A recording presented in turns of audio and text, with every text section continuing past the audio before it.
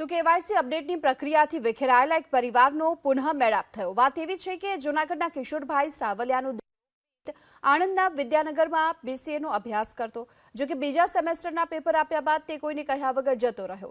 પરિવારે વિદ્યાનગર પોલીસ સ્ટેશનમાં મિતના ગુમ થયાની પણ ફરિયાદ નોંધાવી। પોલીસે મિતના કોલ્સ અને લોકેશનના આધાર પર વડોદરા, દિલ્હીથી લઈ અમૃતસર સુધી તપાસ કરી, પરંતુ મિતનો પત્તો ન મળ્યો। એવામાં 7 મહિના બાદ જૂનાગઢ સ્થિત ઘરે એક પત્ર આવ્યો, જેમાં મિતનું આધાર કાર્ડ નીકળ્યો। પરિવાર આધાર કાર્ડ લઈને વિદ્યાનગર પોલીસ સ્ટેશન પહોંચ્યું। પોલીસે આધાર કાર્ડ જોતા મિતે અપડેટ કરાવેલ મોબાઈલ નંબર પણ મળ્યો, જેનું લોકેશન રાજસ્થાનના કોટા સ્થિત એક હોટેલનું હતું।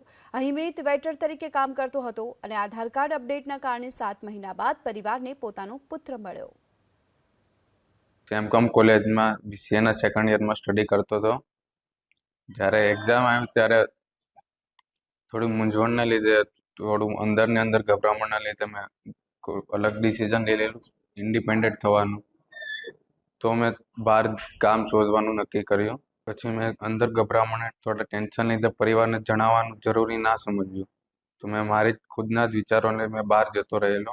બહાર 7 મહિના અલગ કોટા કામ કર્યું હોટલની અંદર। પછી મારા પપ્પાએ મને થોડો પોલીસનું ને એનું હેલ્પને લીધે હું મળી આવ્યો। એક જ આધાર કાર્ડની લિંક આવી અને એની ઉપરથી અમે પોલીસને જાણ કરી કે ભાઈ આ આધાર કાર્ડ આવ્યું છે, એમાં એક નંબર હતા।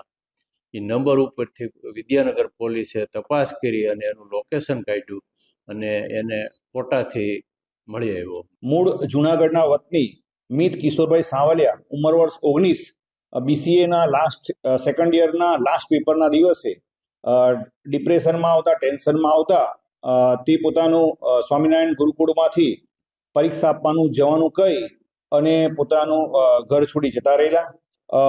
વિદ્યાનગરની પોલીસ અને ટીમ તેના પિતાને લઈ અને રાજસ્થાનના કોટા ખાતે ગુરુકૃપા ધાબામાં વેઇટર તરીકે કામ કરતા મિતને છેલ્લા 7 મહિનાથી જે ત્યાં વેઇટર તરીકે કામ કરતા તેને શોધી લાવવામાં સફળતા મળેલ છે અને આજે 7 મહિના પછી 19 વર્ષના મિતને તેના પિતા સાથે મિલન કરાવેલ છે।